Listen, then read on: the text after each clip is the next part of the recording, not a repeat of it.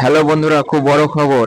আগামীকাল অর্থাৎ 1 জুলাই 1,20,20,00,000 অন্নপূর্ণা ভোক্তাদের ব্যাংক অ্যাকাউন্টে ডিবিটির মাধ্যমে টাকা ঢুকতে চলেছে।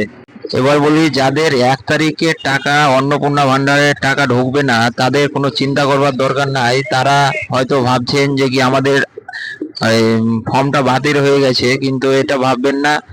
আপনাদেরও ভেরিফিকেশন চলছে, একে একে ধাপে ধাপে ধীরে ধীরে যাচাই চলছে।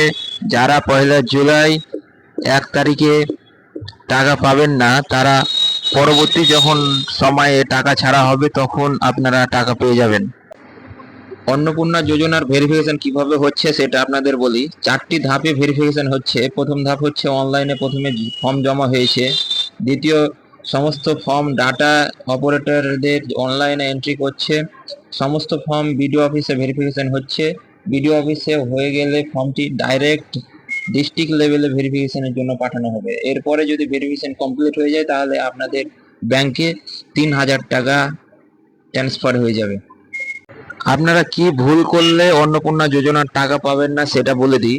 আপনাদের শিশুদের সরকারি টিকা যদি না করা থাকে তাহলে আপনারা পাবেন না। আপনার টিকাকরণ করা নেই আর আপনি ফর্মে বলে দিয়েছেন আমার টিকাকরণ করা আছে, তাহলে আপনার পাবেন না। সরকারি স্কুলে যদি আপনার ছেলে মেয়ে কেউ যদি না পড়ে তাহলে আপনি অন্নপূর্ণা ভান্ডারে টাকা পাবেন না। সর্বশেষে বলি, কোনো গুজবে কান দেবেন না।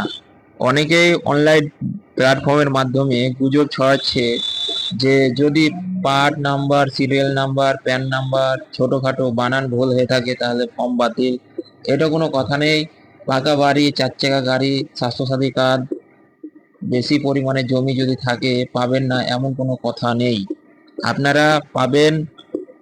এবং যেগুলো আমি উল্লেখ করে দিলাম যে কি শিশুদের টিকাকরণ করাননি, ভোটার কার্ডের ডিলেট হয়ে যাওয়ার পরেও আপনারা আবার অনলাইনে আবেদন করেছেন, কিংবা সরকারি স্কুলে কোনো আপনার ছেলে মেয়েদের পড়াশোনা করাননি, তাহলে আপনাদের ফর্ম বাতিল হতে পারে, নচেৎ আপনারা টাকা পেয়ে যাবেন।